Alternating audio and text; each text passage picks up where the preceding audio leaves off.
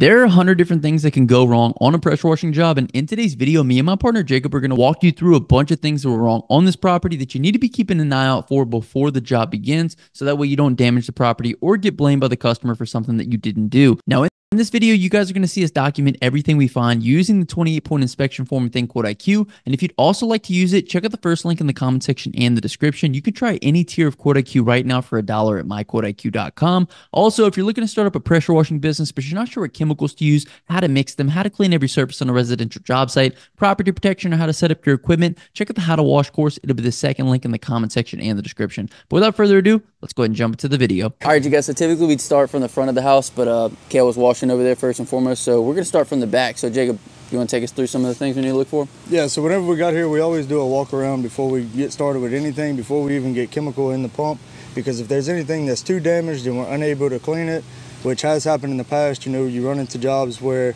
you'll show up and there's multiple surfaces that are damaged and you're going to have to leave those areas dirty, and it's not really worth messing with the house because we're not going to risk damaging anything over trying to clean something. So whenever we got here this morning, we did a complete walk around the house. We noticed that this glass door right here is very fogged up. I'm not sure exactly what caused that in the past, but too heavy of a chemical mix that is left on glass for too long can actually etch the windows. So we made sure to take a picture of that beforehand so the homeowner knows that that wasn't us that made it look like that. So we moved around the left side of the house, and then we noticed that they had a ripped screen right here. We don't take any screens off because of that reason right there. That screen was ripped. We took a picture of that and noted it in 𝐃𝐨𝐦𝐢𝐧 before we got started, along with the glass door over there. But again, we don't take these off because we have had this happen in the past. We used to try to take them off and we've ripped them and we've had to pay for them. So we just tell the customer, look, if you want us to clean behind them, you're going to have to remove them before we arrive to the job to actually be able to do it for you. This is an older home, so there is some areas like this that have some rotten spots where there's holes or wood piece missing, like at the bottom of this door right here, that we also noted in 𝐃𝐨𝐦𝐢𝐧 before we got started.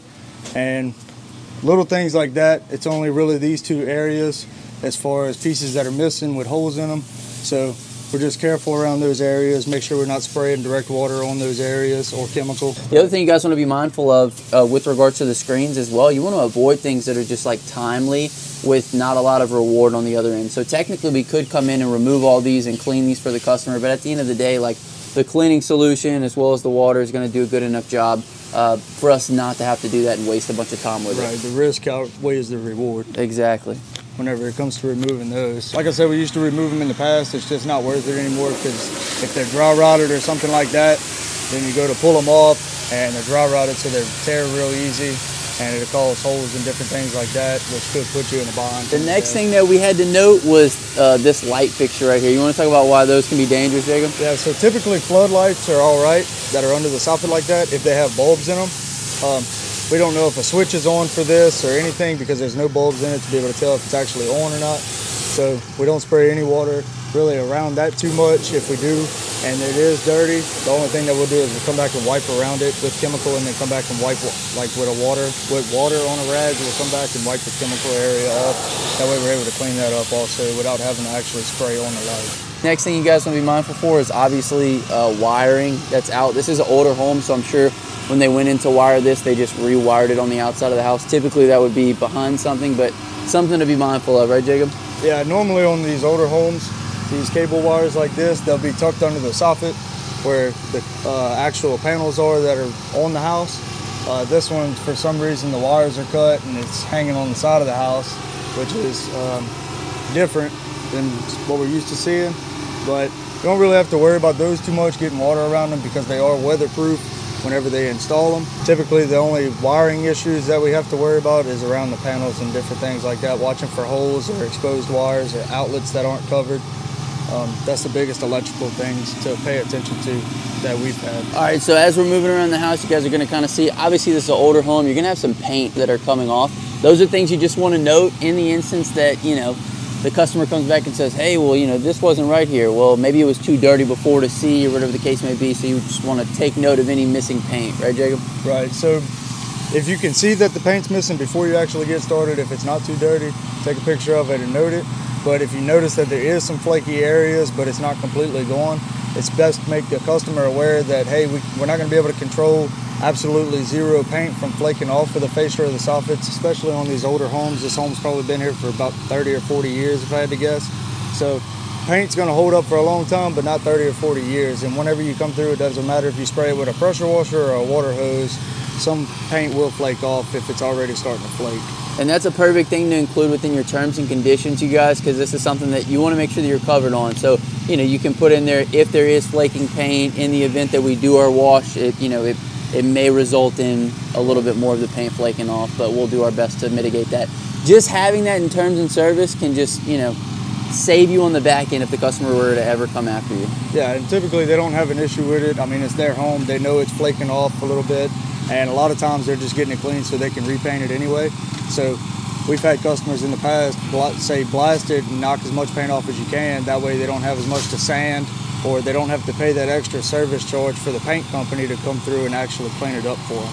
Absolutely, absolutely. So yeah, let's continue to move around. Obviously, Jacob, we got this garage door right here, very similar stuff. Looks like some of the wood and paint is kind of jacked up at the bottom of it. So. At the bottom right here, piece is knocked out of this corner right here.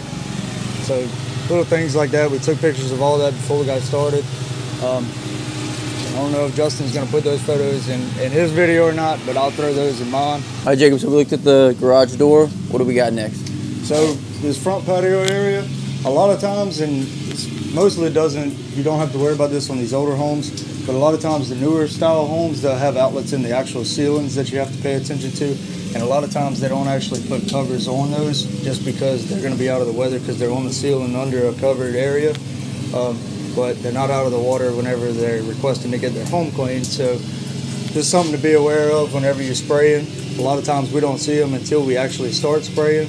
So we got to stop, go grab some tape and put some tape on it to cover it.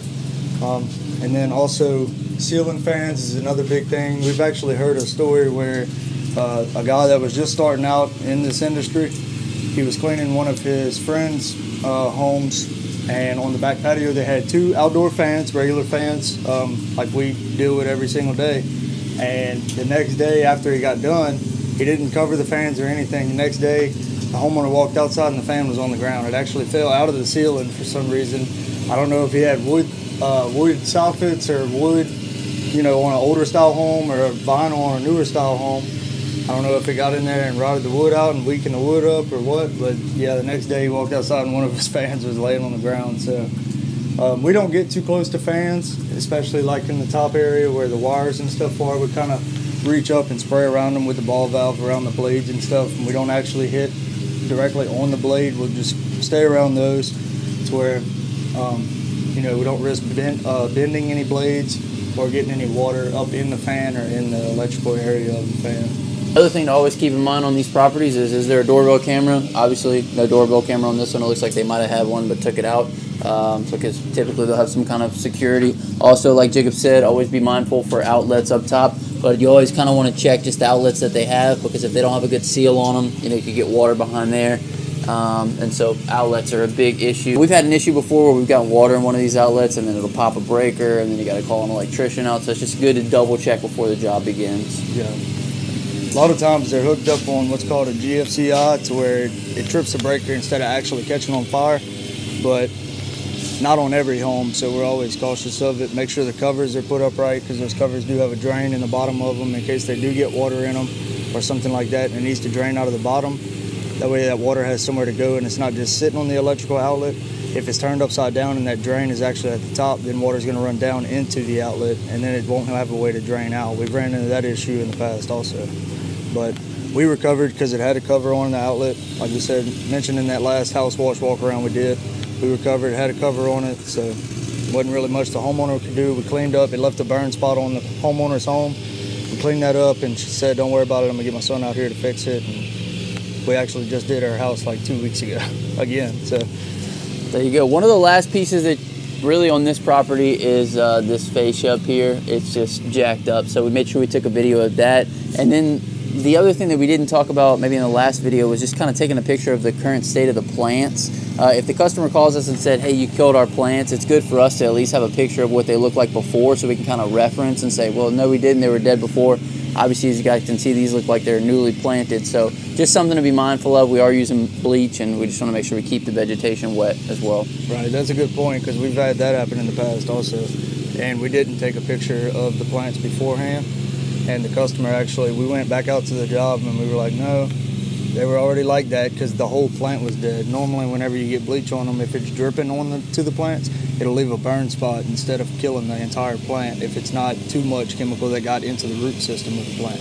Right. So yeah, it's always good. That's another good reason why we film these jobs, is just because, you know, if we do miss anything or we forget anything on our pre-inspection walk around, then usually the film will kind of back us up as well to be like, hey, this was the case. One more thing to be mindful of is whenever you spray in the soffits and on like the side of the house, these vents up here, it's not made for water to shoot up into them because that just leads straight to the attic.